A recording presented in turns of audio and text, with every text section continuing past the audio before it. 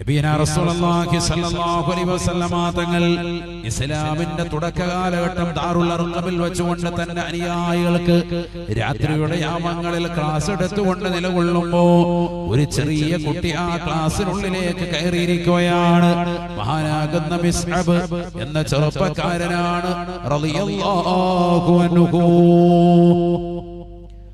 അവിശ്വാസം പുൽകി നിലകൊള്ളുന്ന ആ ചെറുപ്പക്കാരൻ പ്രവാചകർ പറയുന്ന വചനങ്ങൾ സാഗൂതം ശ്രദ്ധ കേൾക്കുകയാണ്.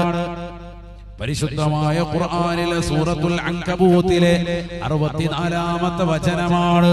അന്ന് പ്രവാചകരുടെ ക്ലാസ്സിലെ പ്രധാന പ്രമേയ വിഷയം വമാ ഹാദിഹിൽ ഹയാത്തുദ് ദുനിയാ ഇല്ലാ ലഹു വലഇബ് وإن الدار الآخرة لهي الحيوان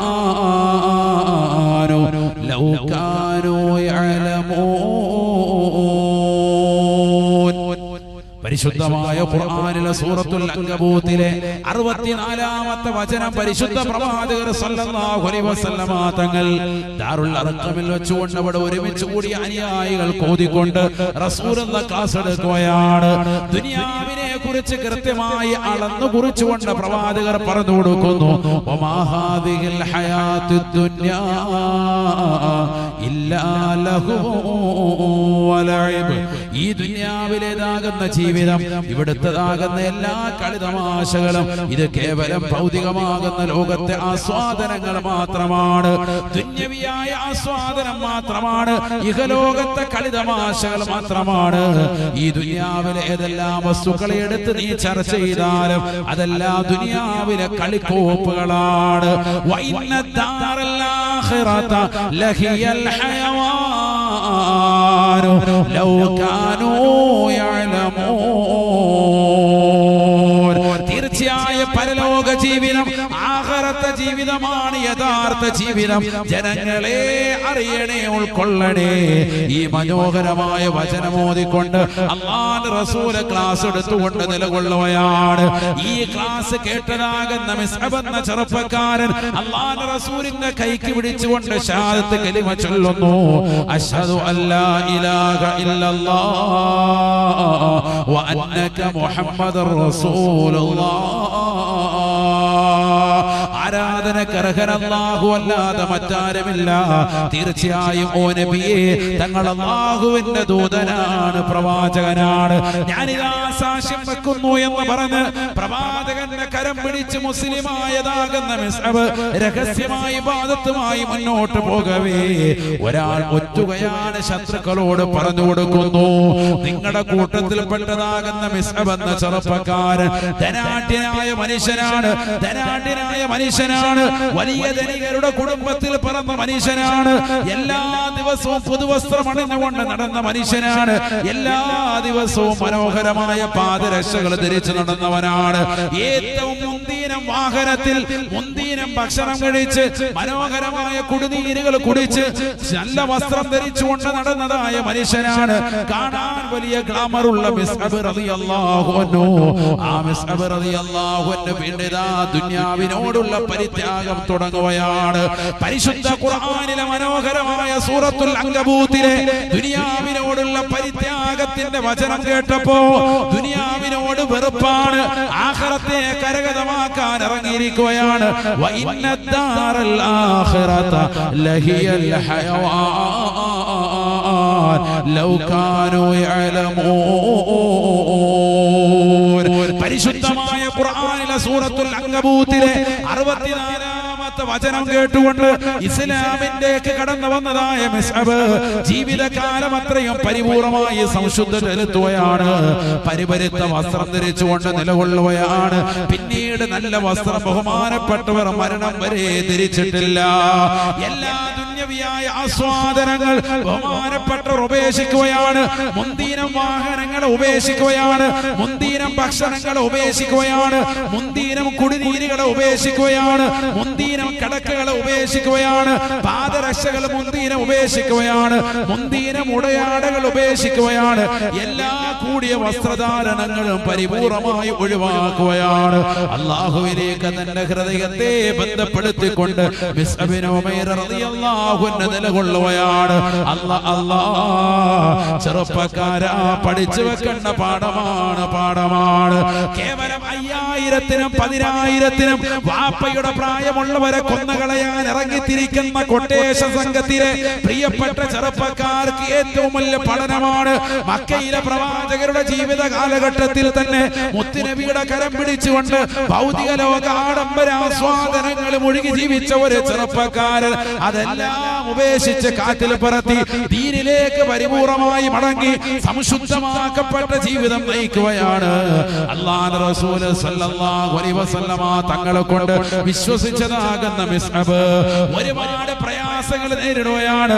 അവസാന പ്രവാചകരുടെ അധ്യാപനം വന്നപ്പോ അല്ലാഹുവിന്റെ റസൂലിന്റെ ശിഷ്യനായ മിസ്അബ് എന്ന ചെറുപ്പക്കാരൻ ഇതാ മക്ക വിട്ടുകൊണ്ട് അങ്ങകലെ ഹബശയിലേക്ക് എത്യോപ്യയിലേക്ക് പലായനം ചെയ്യുകയാണ്.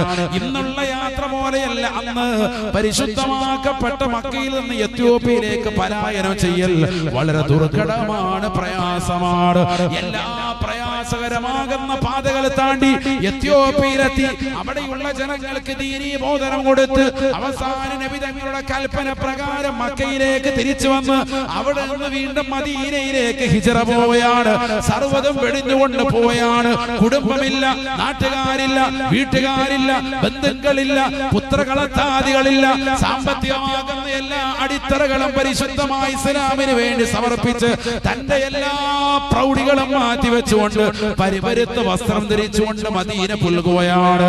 അവസാന പ്രവാചകരുടെ ശിഷ്യത്വം സ്വീകരിച്ച് മദീനയിലതാ ദീനീ പ്രസരണവുമായി നിലകൊള്ളുന്നു. അവിടെയുള്ള ജനങ്ങൾക്ക് ദീനീ പഠിപ്പിച്ചു കൊടുത്ത് നിലകൊള്ളുന്നു. പ്രവാചകരെ കടന്നു വരുമ്പോ നബി തങ്ങളെ സന്തോഷത്തോടുകൂടി അല്ലാഹുവിന്റെ റസൂലിനെ ആനയിച്ച കൂട്ടത്തിൽ മിസ്അബ് റളിയല്ലാഹു അൻഹു ഒന്നാമനായിരുന്നു. ആ മിസ്അബ് ഉമൈർ റളിയല്ലാഹു അൻഹു പരിശുദ്ധമായ ബദറിൽ പങ്കെടുത്ത വ്യക്തിയാണ്. 313ഓളം വരുന്നതായ അങ്കുലി പരിമിതമാകുന്ന സ്വഹാബത്തിനോടൊപ്പം ബദറിലേക്ക് മാർച്ച് ചെയ്യാൻ അല്ലാഹു അവസരം കൊടുത്തതായ സ്വഹാബിയാണ്. പരിശുദ്ധമാക്കപ്പെട്ട ബദറിൽ പങ്കെടുക്കാൻ അവസരം കിട്ടിയ വ്യക്തിയാണ്. ഹിജ്റയുടെ 3-ാം വർഷം കടന്നു വന്നപ്പോ അല്ലാഹുവിന്റെ റസൂല് പരിശുദ്ധമാക്കപ്പെട്ട ഉഹദിൽ വെച്ച് അദ്ദേഹത്തിന്റെ കൈകളിൽ പതാക കൊടുക്കുകയാണ്. വലത് കൈയിൽ പതാക ഏന്തി ഇസ്ലാമിന്റെ ചുണക്കുട്ടിയായി ശത്രുക്കളോട് പോരാടിക്കൊണ്ട് ഖുറൈശികളോട് മല്ലയുദ്ധം നടത്തി പരിശുദ്ധമാക്കപ്പെട്ട ഉഹദിന്റെ താഴ്വാരങ്ങളെ സാക്ഷിയാക്കി ഉഹദ് രണാങ്കണത്തിൽ മാർച്ച് ചെയ്തുകൊണ്ട് നിലകൊള്ളുമ്പോ ശത്രുക്കൾ അദ്ദേഹത്തിന്റെ വലം കൈയിലേക്ക് വെട്ടുകയാണ്. വലം കൈ ഉതിർന്ന് താഴേക്ക് വീണപ്പോ ആ കൈയിലിരുന്ന പതാക ഇസ്ലാമിന്റെ പതാകയാണ്. നിലത്ത് പോകാതെ ഇടത് കൈയിലേക്ക് വെച്ചുകൊണ്ട് അദ്ദേഹം സംരക്ഷിക്കുകയാണ്. ഇടത് കൈയിൽ പിടിച്ചുകൊണ്ട് യുദ്ധത്തിന്റെ രണഭൂമിയിൽ നിലകൊള്ളുകയാണ്. ശത്രുക്കൾ വന്ന് ഇടത് കൈയിൽ വെട്ടി ബഹുമാനപ്പെട്ടവർ പതാക താഴെ പോയാൽ ഇസ്ലാമിനാണ് അതുകൊണ്ട് സ്ഥാനഭംഗം ഉണ്ടാവുക. ആ പതാക അദ്ദേഹത്തിന്റെ തോളിലേക്ക് ചേർത്ത് വെച്ചു. തോളിൽ വെച്ചുകൊണ്ട് രണ്ട് കൈകളും പരിപൂർണമായി നഷ്ടപ്പെട്ട് വെട്ടി തുറുക്കി തൂങ്ങിയതാകുന്ന പ്രായം ചെന്നതാകുന്ന മനുഷ്യന് മിസ്അബ് ഉമൈർ റളിയല്ലാഹു അൻഹു തോളിൽ വെച്ചിട്ടുള്ള പതാക തലപിടിച്ച് ചെരിച്ചു വെച്ചുകൊണ്ട് അതാ രണഭൂമിയിൽ വീണ്ടും യുദ്ധത്തിന് വേണ്ടി ഇറങ്ങിത്തിരിക്കുകയാണ്. അവസാന ശത്രുക്കൾ വന്ന് അദ്ദേഹത്തിന്റെ നെഞ്ചിലും കഴുത്തിലും ഒക്കെ വെട്ടേക്കുകയാണ്. വെട്ടി ബഹുമാനപ്പെട്ടവരെ നിലത്തിട്ടു. പ്രവാചകർ സല്ലല്ലാഹു അലൈഹി വസല്ലമ തങ്ങളെ കൊണ്ട് വിശ്വസിച്ച മിസ്അബ് ഉമൈർ റളിയല്ലാഹു അൻഹു ഉഹദിന്റെ രണാങ്കണത്തിൽ ഷഹീദായി. യുദ്ധം കഴിഞ്ഞ് കിടക്കുന്ന രണഭൂമിയിലേക്ക് അല്ലാഹുവിന്റെ റസൂൽ വന്ന അവസാനമായി പ്രവാചകർ നോക്കുമ്പോ 70ഓളം വെട്ടുകൊണ്ട് പരിശുദ്ധമാക്കപ്പെട്ട ശരീരമാസകലം വ്രണത്താൽ കിടക്കുന്നതായ മിസ്അബ് ഉമൈർ റളിയല്ലാഹു അൻഹുവിനെ കാണുകയാണ്. ശരീരമാസകലം മുറിവുണ്ട്, ശരീരമാസകലം മുറിപ്പാടുകളുണ്ട്, രക്തം വാർന്നൊലിച്ചതിന്റെ കാഴ്ച കണ്ട് നബി തങ്ങൾ വല്ലാതെ വിഷമിച്ചു പോയി. സഹാബത്ത് വന്നുകൊണ്ട് നബി തങ്ങളോട് പറയുകയാണ്, നബിയേ നബിയേ ഞങ്ങളൊരു മസ്അലയുടെ വിഷയത്തിൽ വല്ലാത്ത ആശങ്കയാണ്. അല്ലാഹുവിന്റെ റസൂലിന്റെ പ്രിയപ്പെട്ടതാകുന്ന എളാപ്പ ഹംസത്തുൽ കറാർ റളിയല്ലാഹു അൻഹുവരെ വെട്ടി വീഴ്ത്തിയതാകുന്ന ശത്രുക്കൾ ഉയർന്നു തുള്ളിക്കൊണ്ട് നിലകൊള്ളുന്നതാകുന്ന സാഹചര്യം അവസാന മുസ്ലിമീങ്ങൾക്ക് വലിയ വിജയം അല്ലാഹു നൽകിയെങ്കിൽ പോലും പ്രവാചകർക്ക് വേണ്ടതായ ഏറ്റവും വലിയ സമ്പത്തായിരുന്ന കുടുംബത്തിൽപ്പെട്ട പലരെയും നഷ്ടപ്പെട്ട ചരിത്രമാണ് ഉഹദ് രണാങ്കണത്തിന് പറയാറുള്ളത്.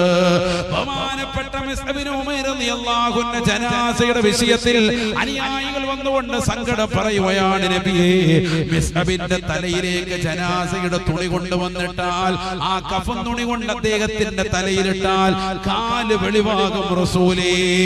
ആകെയുള്ളത് ഒരു പുള്ളിപ്പുതപ്പാണ്, ആകെയുള്ളത് അദ്ദേഹത്തെ മറക്കാനുള്ളത് ഒരു പുള്ളിയുടെ പുതപ്പ് മാത്രമാണ്. ആ പുള്ളി പുതപ്പ് കൊണ്ടുവന്ന് അദ്ദേഹത്തിന്റെ തലയിലേക്ക് ഇട്ടാൽ കാല് വെളിവാകും റസൂലേ, കാലിലേക്ക് ഇട്ടാൽ തല വെളിവാകും ഹബീബേ. വല്ലാത്ത ദുഃഖം അല്ലാഹുവിന്റെ റസൂലിനോട് പറയുകയാണ്, ഞങ്ങൾ എങ്ങനെയാണ് അദ്ദേഹത്തെ ഖബറടക്കേണ്ടത്? സ്വഹാബത്തിന്റെ ഇടയിൽ 3 തുണി കഫൻ തുണി മാത്രമില്ല, 3 തുണി കഫൻ തുണി ഇല്ല എന്ന് മാത്രമല്ല, ഒരു തുണി പോലും അവരെ ഒന്ന് വൃത്തിയായിട്ടൊന്നിടാൻ പോലുമില്ല.